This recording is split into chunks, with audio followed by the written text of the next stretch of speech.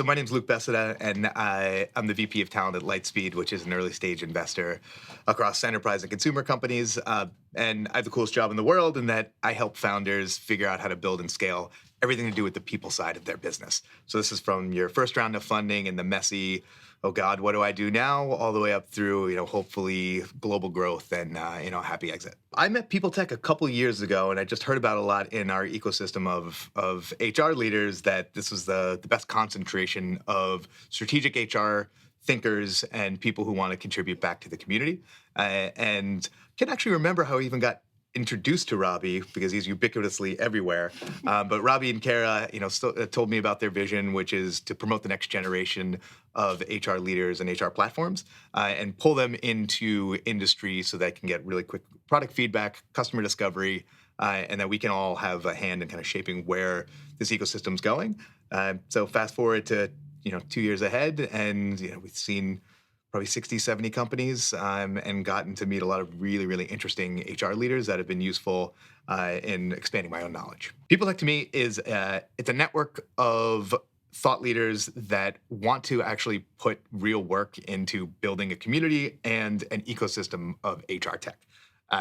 And it's now spread across multiple geographies. So this is not just a Bay Area fad. I think we're in LA, Seattle, Austin, and New York. I think the benefits are really clear for any company coming in the program. It is incredibly difficult to sell into HR, to understand not just your user, but your buyer, and then to get real feedback when you have a difficult time getting your initial customer set. So PeopleTech is a rocket ship for learning, in my opinion. So it's founders that get to see 2-3 years worth of context in just about a quarter. They get to hear from experts on what works, what doesn't, how they'd use it, what their pricing should be, and ideally for the best of them, they come out with a pretty meaningful chunk of revenue and then advocates for them that will explain to the other people in the ecosystem why it matters.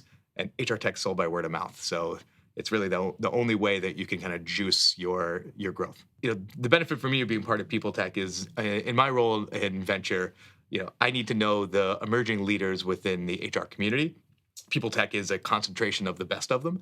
I also want to make sure that I'm continually learning. So it's an avenue for me to see, even pre where we invest as a firm, what are the emerging technologies within this big gargantuan HR tech space. So it's part networking, part learning, part advising opportunities for some of the advisors, and it's just a way to stay on top of what's happening. HR tech right now is going through an evolution where it started off in automating annoying back office function, is now becoming a strategic partner to founders, CEOs, boards, and CHROs that are sitting on boards.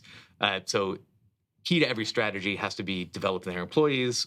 We're moving into a freelance, flexible work, distributed work as a rule rather than as the exception. And that means that we have to kind of re-envision all of the platforms and products that we've traditionally been using. So you can look at this in 7-8 different segments, and there's very interesting companies coming up in each of them, and PeopleTech has early insight into to each of those. A couple of specifics, I think the employee well-being and belonging category has not had any significant investment in really kind of quality entrepreneurs and venture dollars behind it. That is actually changing pretty meaningfully. Learning and development as a kind of always-on, self-serve, highly personalized experience is another $70 billion market that has some really interesting companies that are starting to gain traction. And we on the PeopleTech side of the world can help them in shaping the vision of not just how they build the product, but also how they go to market and get some of these really key, large global enterprises. Don't pigeonhole yourself to thinking that HR is only a support role for other people's growth and vision and learning.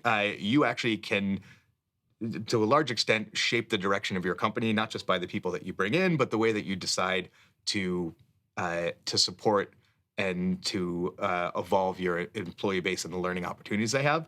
So don't be okay sitting in the back office. You should be at the table. And you can do that by leveraging analytics and context from your competitive subset of companies. And if you can make your executive team smarter about how they build the people side of their business, you're going to be in these conversations that are actually really impactful.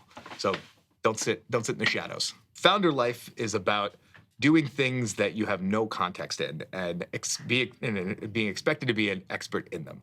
Uh, Many founders come to venture with a unique product idea and the ability to execute around creating that vision into a product that people can use. However, that involves many subsets of skills: building a sales team, figuring out how to design the correct organizational structure, building compensation bands that are competitive in a very quickly changing world. And you're expected to figure all that out, and you need to do it in timelines that are incredibly rapid. So where we can add value as investors is we get to see different permutations of how this has worked and hasn't over the years, and then use our own operational experience. And my background comes from 10 years of doing this stuff at startups. So we can share a lot of knowledge and make sure that founders are armed with the tools that they need to make the right decisions for their business, and they don't waste cycles that ultimately could kill them on exploring the wrong path. So we get to be this kind of bird's eye view advisor and mentor for founders that are amazing at many things, but some things are new.